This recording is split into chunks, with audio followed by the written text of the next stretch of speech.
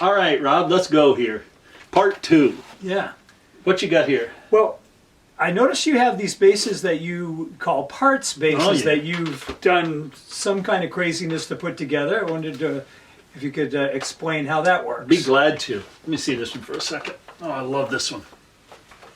What it was after I invested in a number of vintage basses, which we talked about, all of my students played them and freaking loved them. I played them and recorded with them in the studio and recorded on real bass lessons with them, and most of my students couldn't afford to invest in it, because as most people know, most good vintage basses cost, 8, 10, 12 grand and up. So I thought, how can I make some basses that have that feel, that vibe, that sound that my students could afford? So I simply tried some testing, tried some projects, and I ordered parts off of eBay. But then it led me to some people, particularly, very quickly, and I just had a couple of criteria. I wanted to order parts that were at least 10 years old, so the instrument didn't feel like it was new. So would this be like somebody selling a Fender body or a yes, neck correct, or pickups correct, or whatever? correct. Now the hard part is there's just tons of junk. So you have to know what you're looking for. You have to be able to read between the lines. You have to be able to tell when they're lying, when it's not what it is. And like I said, when you quickly get to an actual person who sells stuff, you can talk to them. Mm-hmm. So I simply bought parts and started putting them together. I put together 14 or 19, I'm thinking 14 basses. Wow.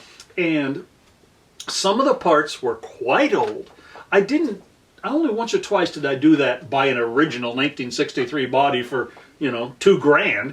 It didn't make any sense. It sort of defeated the purpose of getting something cheaper. So I bought stuff that was, 8, 10, 12, 15 years old that wasn't considered a really high quality reissue or original from the day. It was just, something that looked good to me. So that's what this is. This body I bought from a guy individually who I had met online, but then bought him, and he told me that this was an original. He called and talked with Custom Shop. This was like, maybe 2003, something like that. And he said, and he gave him a weight. I want this really light Peabody. I forget what the weight was, but it's extremely light.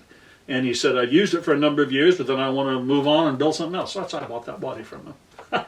I bought this neck. I can't remember again where, but I know that it's an older one. The only thing that on all of them that I did, not all, but most all of them, I used new Nordstrom Pickups, which I like the Nordstrom Pickups. So this is a Nordstrom? You bet, brand new. I didn't want to deal with old pickups in the sense of like, are they going to work? They're going to fall apart.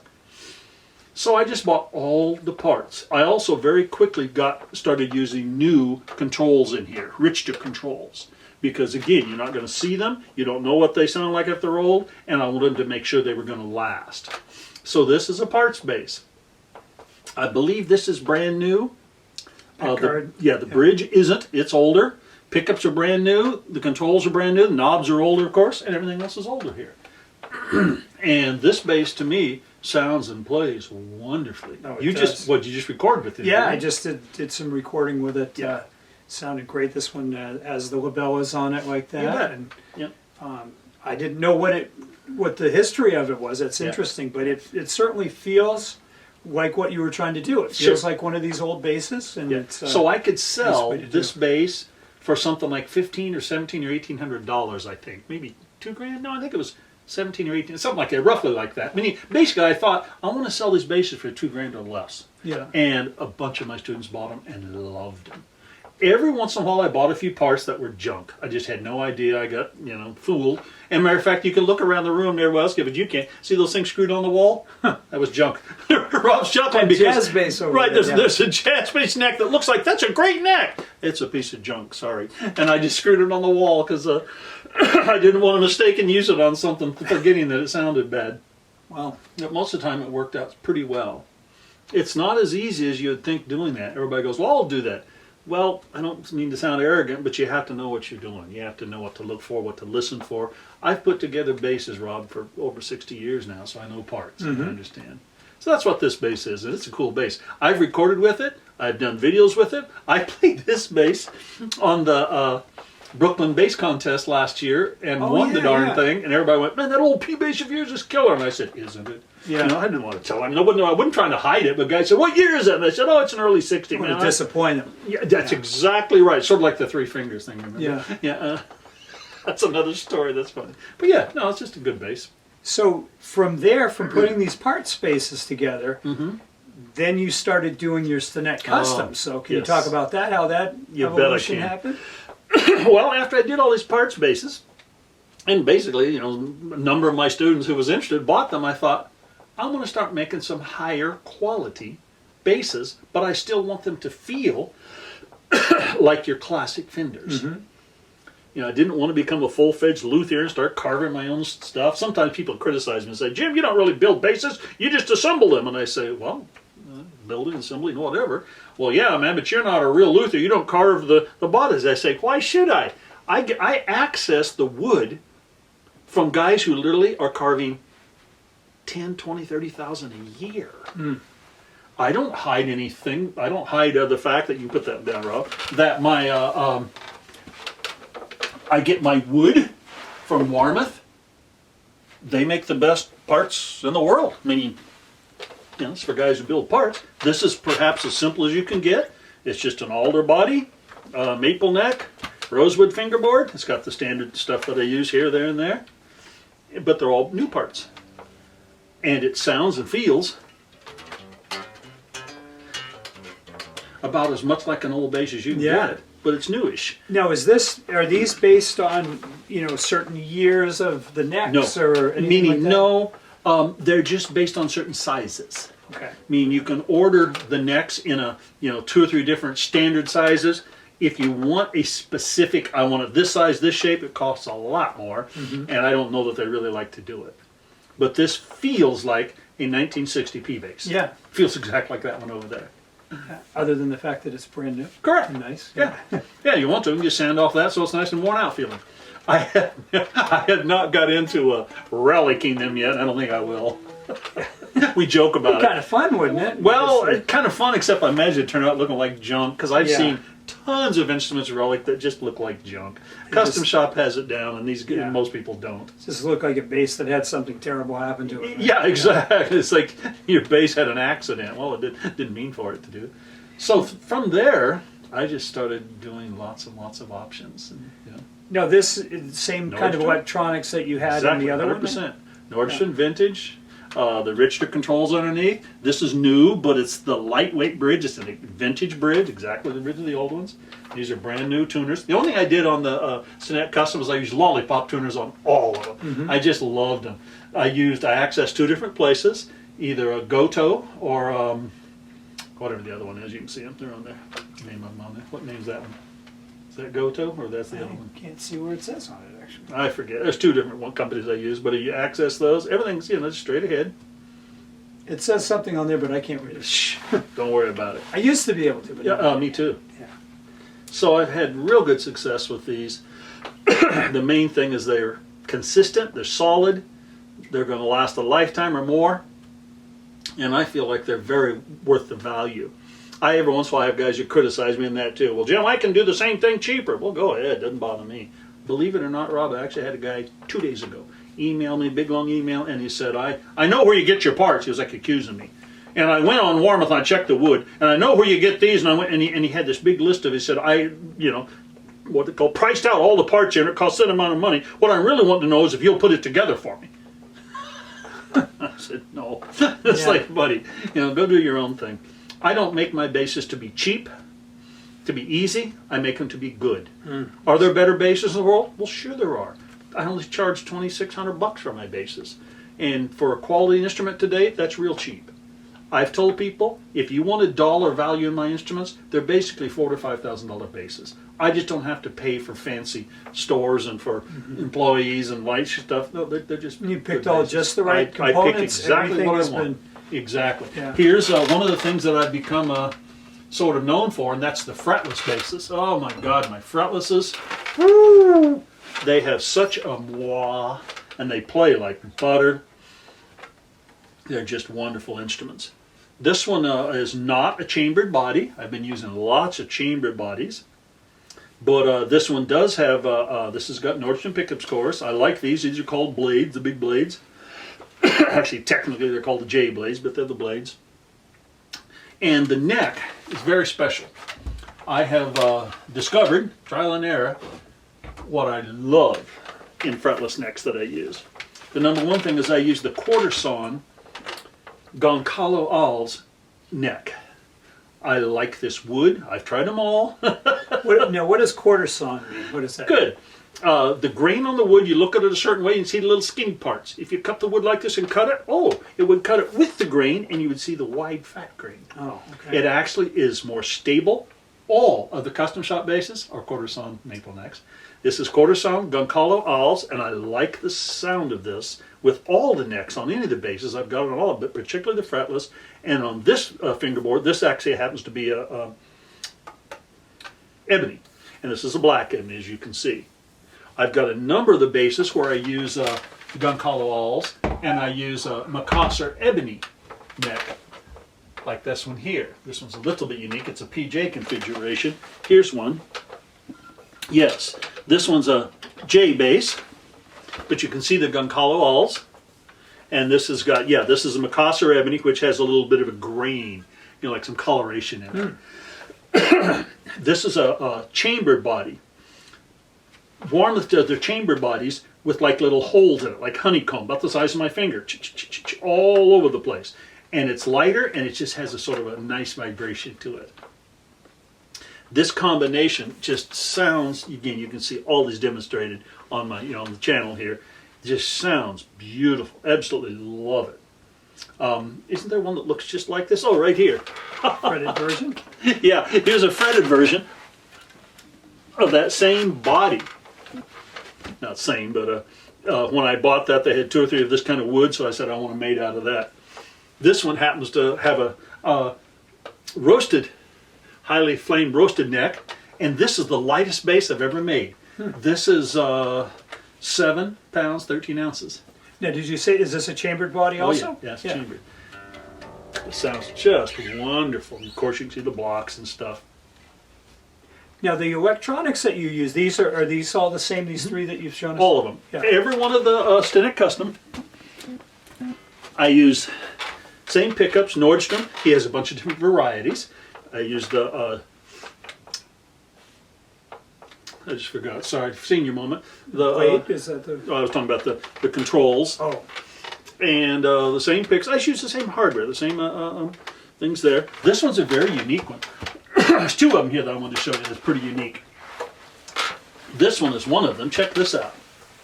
Thank you, Rob. Sure. This is a PJ configuration, but you can see this is not a standard J pickup. It's a big wide fat one. So like a soap bar pickup. This is actually Nordstrom's copy of the EMG 35. And notice how it's a PJ configuration, but it's on a P body. Oh, wow. Most PJs are on a J body. Wow. Like this one that was hanging up there. That's standard PJ, but it's got a J body to it. This one's on a P body. And I did something, typical neck, fingerboard, same stuff I use. I did something interesting in here. Notice there's only 2 knobs. Volume, tone. So there's no balance between the 2. And some people said, Jim, it makes no sense to have 2 different pickups and no balance. Why'd you do that? Well, I can tell you why. As I played a bunch of my PJs, God, I love this one. Yeah, they have a great sound. As I played a bunch of my PJs, and a few of my customers have said the same thing, I play around and I go to the front pickup, I go to the back pickup, and I always go back to the middle. So guess what? It's all ready to go. This is already middle. Yeah. It's just volume and tone, so I get that sound. Rob, you got to feel this. Now, is this a chambered body Oh, also? yeah. So, Yeah. now, where did you come up with that? Where did you come up with the chain? Well, is that a big from our- component of the of these fretless instruments? Not 100%, but I like it. Like, that's not chambered, but I like it. Where'd I come up with it? Our Rob Allen bases. Oh, okay. 25 years ago, we bought those, and I love the chamberedness. Now, his chambers are different. His are big pockets. But still, he was not the first person to do that, but his instruments. Yeah, play a little bit for us. Yeah, this is it's just got a really, like we were talking It's before. got a growl, and it just speaks. And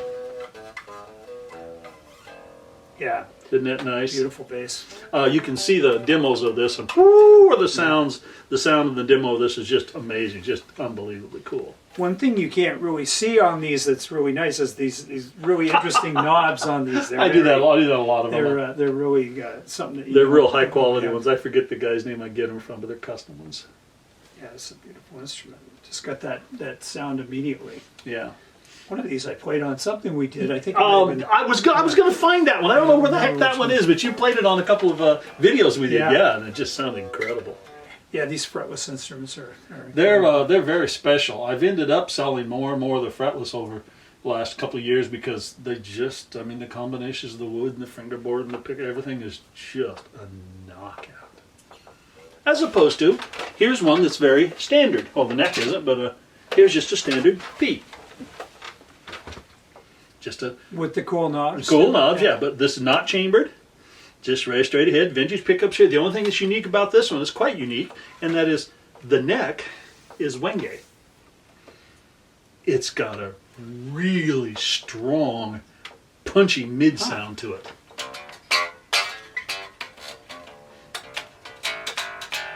Love it.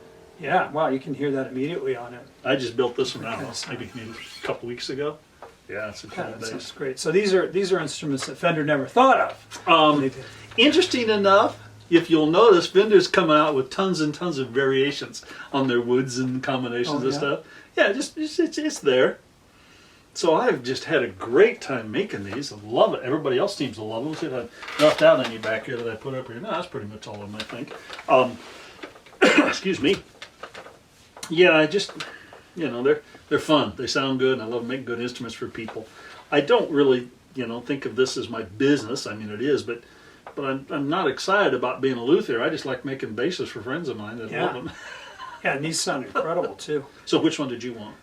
I'll take them all. Good, no problem. I thought you were going to say you wanted that one without strings and pickups. Oh yeah, the stringless fretless. The stringless fretless pickupless. That's not back order. He demonstrated one. Yes, it is, but it was wonderful. Yeah, those are very those are coming in 2021. They're rare. Now, what about what are you thinking going forward? Are you going to collect more instruments, create more instruments? What are your thoughts? I don't know, Rob. No? It'll be interesting to see. I don't know. I've a little bit saturated my market for the Stinnett custom basses, and I only say that because I don't really advertise them to the public, or I'm not out there pushing. I just sell them to our community. Mm-hmm. And because of the COVID stuff, our community's, I don't say gotten smaller, but we don't get together as often. Yeah. So I don't know. I don't really want to make a bunch of instruments and have a showroom. I've usually got 6 or 8 instruments built. I don't build, to order, and people go, I want this. No. You just tell me the general what you want, and I'll make bases. So it's not like I have that kind of a business going. Yeah. I just make ones that are fun. I've actually got probably 2 to 3 bodies, and maybe these 2, and I've got 2 or 3 more necks that I haven't put together, so I'll probably dabble around and put them together. But I don't really have a business plan of what am I going to do with them. Yeah. I'll tell you what I'm going to do with them. I'm going to play them, make little videos and recordings, and write books, and have fun. That's a good plan for this year. Oh, thank you. My favorite thing is to put together a bass and hear a sound and go, oh my goodness. And then, Rob, I make videos and I write books using the bass and go, oh, that sounds like it should be this and it should be that. Matter of fact, let me tell you of one of the things. I can't believe I didn't mention this. I'm real excited about finishing. I started it right at a year ago, and that is what I call the Fretless Project. I have 7 fretless basses that I have recorded with every one of them. I'm going to do more video with a bunch of them, and I'm probably a third or quarter, maybe almost 2/3. No, I'm almost halfway through a book called Fretless Bass, and it's showing the basses, demonstrating the basses, exercises for practicing the basses. So that's a big project that I'm going to work on that involves the basses. Yeah.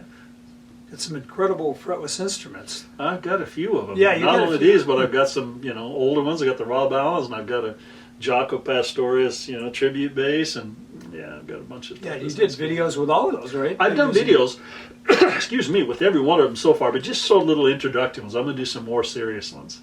I've got some of them I've never shown people too. I've got some stuff.